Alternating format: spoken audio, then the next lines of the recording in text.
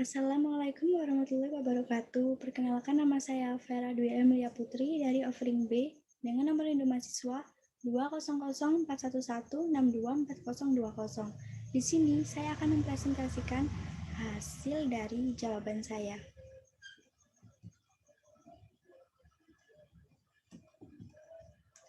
Yang pertama, bagaimana Anda akan menggunakan dan mengembangkan keterampilan manajerial Anda sehingga Anda berhasil mengelola tim yang beraneka ragam tersebut? Jawaban saya yaitu pengembangan manajerial yang akan saya lakukan yaitu dengan mementingkan sikap pengorganisasian dengan perencanaan yang baik. Di saat suatu tim tidak mencapai yang ditentukan, maka seorang atasan sudah seharusnya dapat memikirkan bagaimana cara agar tujuan yang sudah ditetapkan terwujud dengan baik. Saya akan berusaha membuat suatu strategi di mana tim yang saya buat dengan sesuai kualifikasi dari atasan, yaitu beraneka ragam dapat terorganisir dengan baik. Tentunya hal itu tidaklah mudah, harus ada perencanaan sub bidang tugas-tugas dari setiap anggota tim agar semua bisa berjalan sesuai semestinya. Lalu yang kedua, soal pertama, rumuskanlah lingkungan sebuah organisasi, minimal organisasi di mana Anda berada, dan jelaskan mana yang tergolong lingkungan eksternal, lingkungan internal, dan lingkungan umum. Yang kedua, apa itu ketidakpastian lingkungan? Bagaimana Anda dapat meminimalkan ketidakpastian tersebut? Yang ketiga, globalisasi manajemen mengharuskan para manajer untuk bertindak dan bersikap global. Mengapa organisasi harus terlibat dalam persaingan global? Apa dampaknya terhadap budaya kerja organisasi? Jawaban saya yang pertama, organisasi yang saya ikuti yaitu Karang Taruna. Lingkungan eksternalnya ada rukun tetangga atau RT, lalu pemerintah, dan juga PKK. Lalu ada juga lingkungan internal, yaitu bendahara, sekretaris, ketua, dan juga wakil. Lalu lingkungan umum yang terdiri dari masyarakat luas. Yang kedua, ketidakpastian lingkungan dapat didefinisikan sebagai masa ketidakmampuan seseorang untuk memprediksi faktor sosial dan fisik yang berpengaruh terhadap perilaku pembuat keputusan dalam organisasi.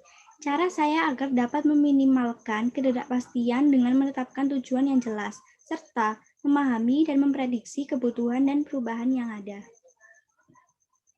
Jawaban saya nomor 3, karena strategi persaingan ini diarahkan untuk bersaing di seluruh dunia, maka organisasi tersebut harus mampu mengembangkan sumber pengetahuannya sehingga tetap mendapatkan daya saing global. Dengan begitu, organisasi akan terus berkembang dengan baik dan memiliki dasar tujuan yang jelas. Dampaknya adalah pada peningkatan daya saing perusahaan. Soal nomor 3, jika sumber daya manusia merupakan masalah penting dan harus dikelola dengan efektif, bagaimana Anda dapat menerapkan proses perencanaan sumber daya manusia untuk sebuah lembaga pendidikan? Yang perlu diingat, organisasi tersebut ingin meminimalkan kondisi ketidakpastian. Tentunya, Anda dapat membuat proyeksi tentang upaya-upaya untuk meminimalkan bagaimana usaha Anda dalam membuat perencanaan sumber daya manusia tersebut. Jawaban saya, yang pertama yaitu melakukan pemerataan dengan menempatkan guru di daerah terpencil dengan iming-iming kenaikan gaji serta kenaikan pangkat. Yang kedua, pemerintah mengadakan pelatihan kepada guru mengenai metode pembelajaran yang baru. Yang ketiga, dengan membandingkan rasio guru, murid, dan mengangkat berdasarkan kebutuhan. Soal nomor 4. Berdasarkan informasi tersebut, jenis struktur organisasi apa yang tepat untuk perusahaan tersebut dan gambarkanlah dengan jelas bentuk struktur yang Anda maksud.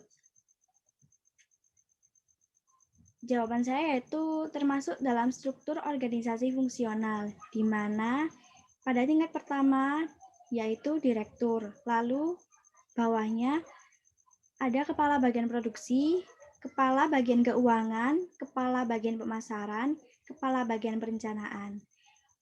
Lalu yang ketiga ada pada tingkat produk A, produk B, produk C, di mana produk A ini termasuk dalam alat permainan, produk B, pakaian, produk C, minuman. Soal nomor 5. Berhubungan dengan soal nomor 4, setiap strategi yang ditetapkan akan berdampak pada perubahan struktur organisasi. Jelaskan maksud dari pernyataan tersebut. Jawaban saya yaitu strategi yang ditetapkan akan berdampak pada perubahan struktur organisasi karena struktur organisasi mengikuti strategi. Strategi akan menentukan bagaimana jalur wewenang dan saluran komunikasi diatur di antara para manajer dan bawahan. Oleh sebab itu, aliran kerja sangat dipengaruhi strategi sehingga bila strategi berubah, maka struktur organisasi juga akan berubah. Sekian dari saya. Terima kasih. Wassalamualaikum warahmatullahi wabarakatuh.